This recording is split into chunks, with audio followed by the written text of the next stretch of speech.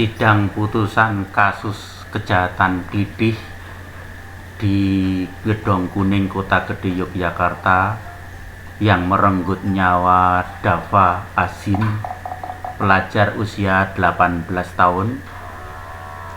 Majelis Hakim yang diketuai Suparman SH berdasarkan bukti-bukti di persidangan memutuskan hukuman untuk terdakwa Rian Nanda Syahputra alias Botak divonis 10 tahun penjara.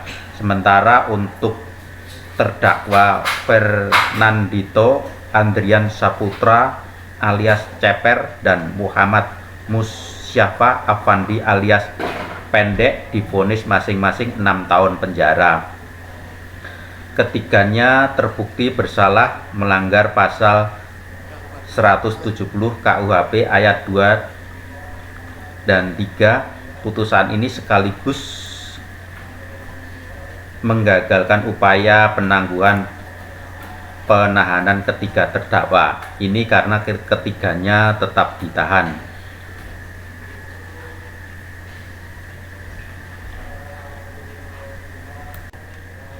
Terhadap putusan hakim ini, penasihat hukum terdakwa mengajukan banding. Banding bisa diajukan sampai 7 hari ke depan setelah putusan itu. Perlu diketahui, pasca pembacaan putusan vonis terdakwa oleh majelis hakim, di persidangan itu pengunjung tidak terima atas putusan itu. Bahkan keluarga terdakwa teriak histeris di ruangan sidang itu, tidak terima putusan itu sebab merasa para terdakwa tidak melakukan hal itu dan diduga salah tangkap.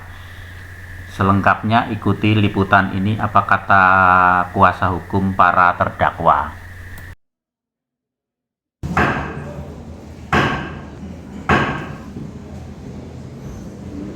Baik, saudara terdakwa bertiga, Rian, Dito, sama Afandi, sehat-sehat hari ini. Sehat-sehat. Sesuai jadwal persidangan pada hari ini adalah pembacaan putusan atas perkara saudara ya. Dakwaan, putusan sudah lengkap ya, sudah jadi izin pendakwaan, tuntutan, saksi, pembelaan, bisa dibaca poin-poinnya saja. Sepakat kemudian Akan ya? ya Baik. sisihkan mungkin ya dulu ya. Baik. Bismillahirrahmanirrahim. Putusan nomor perkara. Kami tidak terima putusan ini, putusan yang solid, jelas kami melakukan banding. Saya mewakili satu orang terdakwa, untuk yang lain tadi kalau berkomunikasi dengan saya, mereka juga semua menyatakan banding, cuma secara tegas yang telah menyatakan banding kami. Gitu. Kami sudah secara tegas menyatakan banding. Dari terdakwa menyatakan banding. Fernandito Andrian Saputra. Gitu.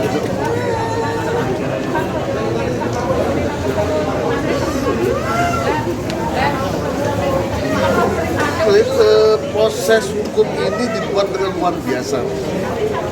Jadi pada awal proses kami sendiri kesulitan untuk mengakses para tersangka.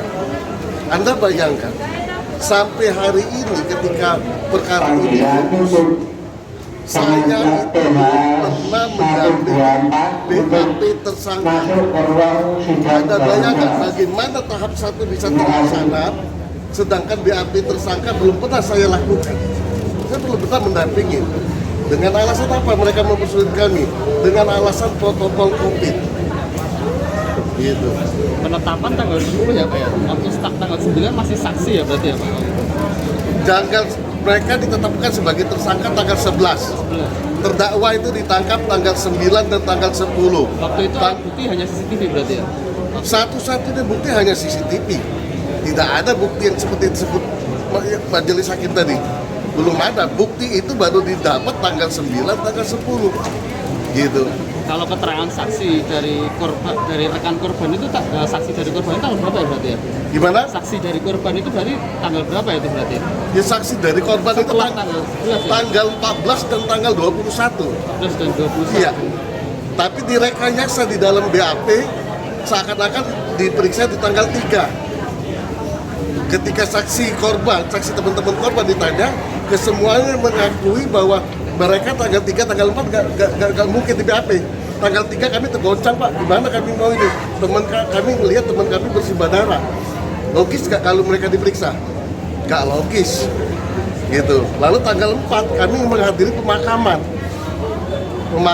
teman kami di Kebumen. Gitu. Baru kami diperiksa itu setelah 1 minggu lebih. Tepatnya tanggal 14. Mereka diperiksa 2 kali, tanggal 14 dan tanggal 21. Gitu. Di situ letak rekayasanya. Rekayasanya di situ letaknya. Gitu. Berarti sebagai kuasa hukum, Mas Taufik melihatnya dari proses hukum dari awal sampai sekarang itu ada Saya lihat secara utuh. Makanya kemarin saya melaporkan secara resmi. Saya laporkan ke Propam Polda DIY bahwa dalam perkara ini ada obstruction of justice. Ada upaya untuk menghalang-halangi penyidikan. Ada upaya untuk menutup-nutupi siapa pelaku sesungguhnya. Gitu. Bagaimana caranya? Caranya adalah dengan menurunkan kualitas extension CCTV. Supaya apa? Supaya tidak terlihat siapa pelakunya. Supaya tidak terlihat siapa pelakunya. Gitu. Sekarang logikanya seorang penyidik sudah tahu ini kejadian terjadi tengah malam, di kesunyian malam, minim saksi. Ada nggak saksi tadi disebutkan yang menguatkan di TKP bahwa mereka betul-betul mengetahui siapa pelakunya? Ternyata tidak ada. Dalam putusan majelis tadi pun tidak ada. Gitu. Kalau tadi dari pertimbangan majelis hakim itu alat buktinya ada selain CCTV juga ya? Tadi ada Ya, video sama ya kalau kami menganggap ini hanya sebuah pembenaran saja, hanya pembenaran saja, hanya pembenaran, nggak ada, kita kan 1, 2, 3, nggak ada. Kalau sidik jari ada enggak? Tidak ada, tidak ada, sidik jari pun tidak ada, dan mungkin hal yang paling dihindari untuk sidik jari, gitu, karena jelas-jelas uang bukti gil saja yang disita dalam keadaan kotor beroli oleh penyidik dicuci, benar nggak gil dicuci? Alat bukti yang dilakukan untuk kejahatan itu dicuci benar atau enggak? Nggak benar, nggak boleh. Itu kenyataannya dicuci sehingga dihadirkan di persidangan dalam keadaan bersih.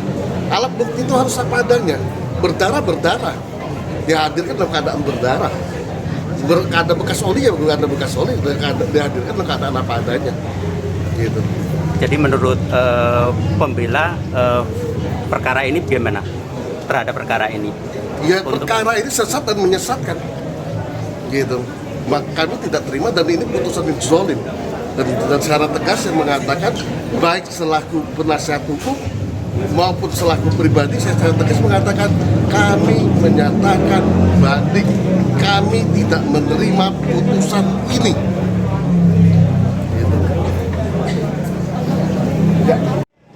Bukan CCTV tidak diajukan sebagai alat bukti, dalam hal ini alat bukti ya, dia hanya hanya untuk penunjang atau dimaksudkan sebagai petunjuk. Tapi kamilah yang meminta untuk dijadikan sebagai alat bukti dan kami menunjuk ahli digital forensik. Karena menurut Undang-Undang ITE kan harus ada ahli digital forensik untuk mengajukan bukti elektronik. Itu tidak dilakukan secara tidak profesional oleh kepolisian dalam hal ini sejak awal. Nah, pelaku itu kan memakai tudung ya, memakai hoodie, kemudian pakai masker. Ada saksi yang menerangkan, si Muhammad Dafa menyampaikan bahwa matanya sipit. Ada berapa banyak mata sipit di Jogja? Apakah semata-mata hanya itu kemudian menunjuk kepada terdakwa satu? Sudah di persidangan pun saya mencetak salah satu foto klien saya, seperti saya cetak fotonya, mukanya, saya tutupin dan hanya kelihatan mata saja.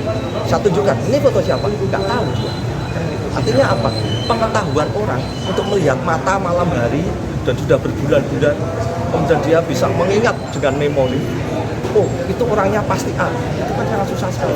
Dan ahli menyampaikan itu memerlukan teknologi kalau untuk mengidentifikasi muka itu butuh teknologi. Katakanlah harus ada pembanding, satu pembanding, kedua ada 70% itu sama bentuk bibir, hidung, tulang pipi dan sebagainya, tapi itu disampaikan.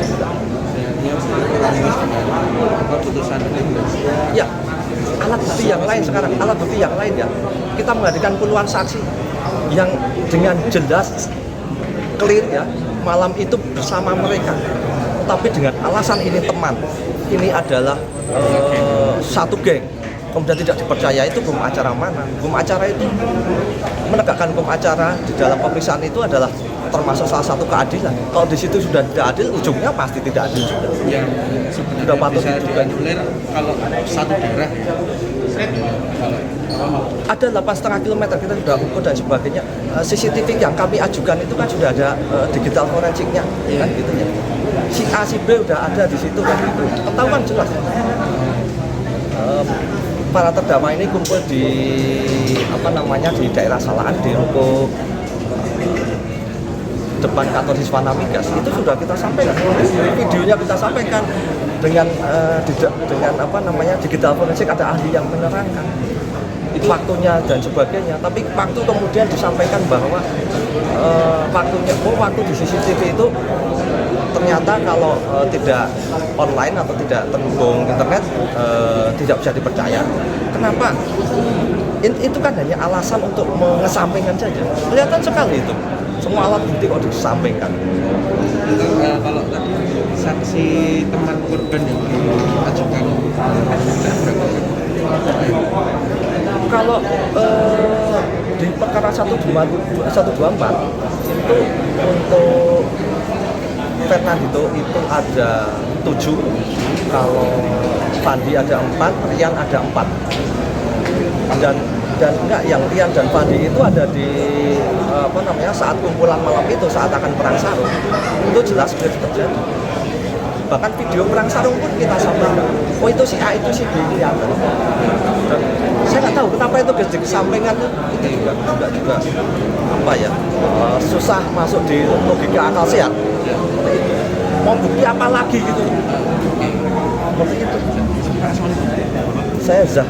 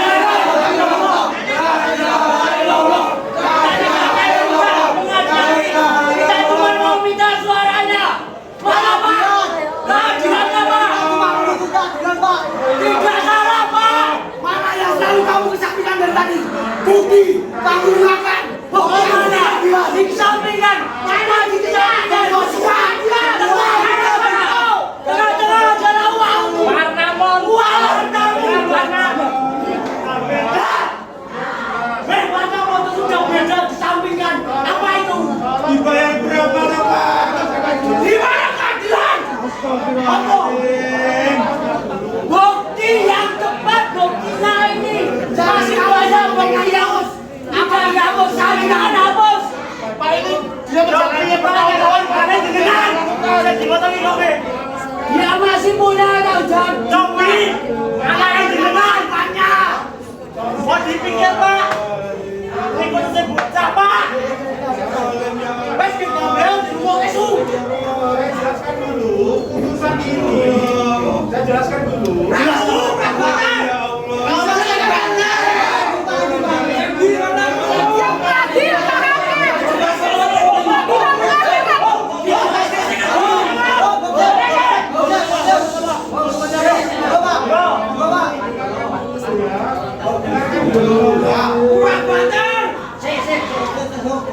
Perkara ini baru putusan dikatakan masih punya hak dan para pejabat punya hak untuk mengajukan upaya hukum, baik itu banding bisa Gimana?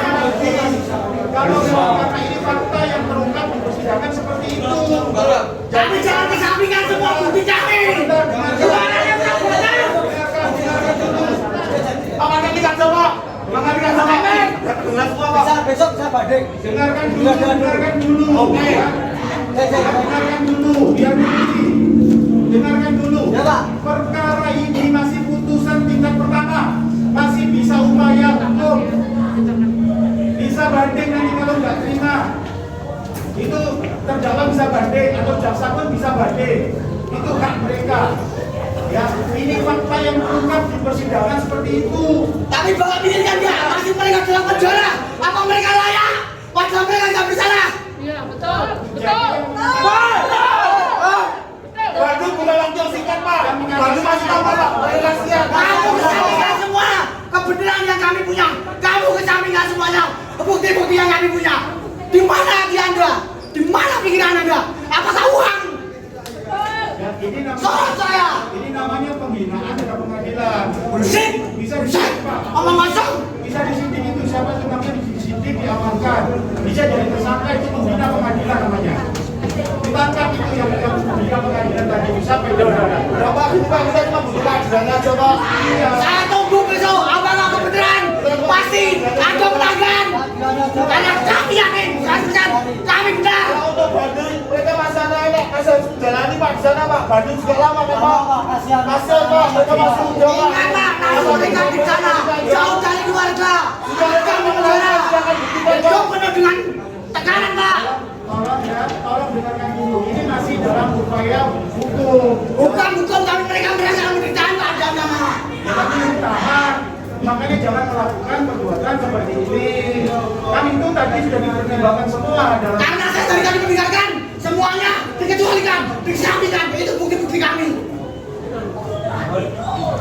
Itu bukti yang kami buat. Ya, itu bukti buat kami. Bahwa mereka tidak bersalah. Penasihat hukum maupun Tapi semuanya dikesampingkan. dalam waktu yang menggunakan undang-undang masih bisa melakukan upaya hukum, baik penasihat hukum maupun Upaya hukum tapi mereka menderita, Pak. penuntut umum maupun penasihat hukum punya hak atas putusan ini. Kalau tidak terima bisa banding, bisa upaya. Itulah proses hukum. Oke Pak, saya terima Pak. Banding semoga besok bisa membebaskan saudara saya Pak. Ya. Saya cuma minta keadilannya itu Pak. Saya pesan untuk Bapak. Bukti-buktinya yang lengkap. Kembali kepada Allah, Pak. Kewenangan saya Jangan menerima yang semua. tidak bersalah disalahkan. Saya besok kalau banding mohon untuk mempertimbangkan jenengan. Saya cuma minta itu Pak. Keadilan, Pak. Keadilan buat ponakan saya yang tidak bersalah dan bukti-bukti lengkap. Terima kasih Pak. Semoga banding bisa membebaskan anak saya, ponakan saya. Ya, silakan berkoordinasi dengan penasihat hukum ya. Nanti upaya hukum itu dikasih waktu 7 hari. Jadi sejak sekarang sampai besok 7 hari untuk melakukan upaya hukum. Itu masih ada proses. Itu orang bertahan itu ya memang otomatis karena melakukan perbuatan yang menurut saat ini majelis menyimpulkan ada bukti. Nah, itu loh. Jadi monggo kalau tidak terima Tapi bukti dari kami kesampingan selalu. Oke Pak, terima kasih. Saya cuma mau menunggu untuk keadilan ponakan saya besok. Kita mau banding atau mau gimana? Saya minta keadilannya untuk Bapak. Saya mewakili keluarga saya mohon maaf kepada Bapak dan semuanya Bapak-Bapak semuanya. Kami sudah teriak-teriak. Karena Minta maaf Pak. keputusan ini tidak bisa kami. baik. Jadi nanti itulah ya. Jadi pengertiannya itu seperti itu untuk itu. Jadi salah tidak itu ada bukti. Nanti kalau tidak terima lagi silakan lapor. Jadi pengadilan bukti ya. Boleh itu. Keadilan ya Pak ya. Dalam waktu 7 hari bisa mendapatkan pelajaran. Keadilan ya Pak. Berkoordinasi sama penasihat hukum ya. Baik. Berkaitan dengan kasus ini karena sudah dan kata yang tidak kasasi Izin yang mulia. Izin yang mulia. Terima kasih yang mulia. Sebagaimana putusan yang telah mulia bacakan, dan kami sebelumnya menyampaikan permohonan maaf atas situasi dan keadaan yang terjadi. Akan tetapi hal ini terjadi bukan dengan sendirinya, karena mereka semua para hadirin pengunjung sidang, warga, orang tua, masyarakat umum, mahasiswa, tentu mengikuti bagaimana perjalanan persidangan ini, bagaimana fakta yang terungkap di persidangan ini. Kalau hari ini mereka terlukai rasa keadilan mereka, rasa keyakinan mereka terhadap hukum, bagi saya adalah sesuatu yang wajar karena mereka mengikuti proses ini sejak dari awal. Bagaimana fakta-fakta hukum diungkap di dalam persidangan ini. Maka saya selalu menyampaikan, dan seperti juga disampaikan oleh Dr. Markus Ali, bahwa hukum itu seharusnya pembuktiannya harus lebih terang daripada cahaya. Dan kita tahu dalam pengungkapan fakta-fakta di persidangan tidak ada satupun saksi yang dapat menunjuk secara pasti siapa pelaku atau terdakwa daripada kejahatan ini. Oleh sebab itu kami dalam kesempatan ini menyampaikan banding. Ya, baik, itu kita hargai ya. Karena memang dalam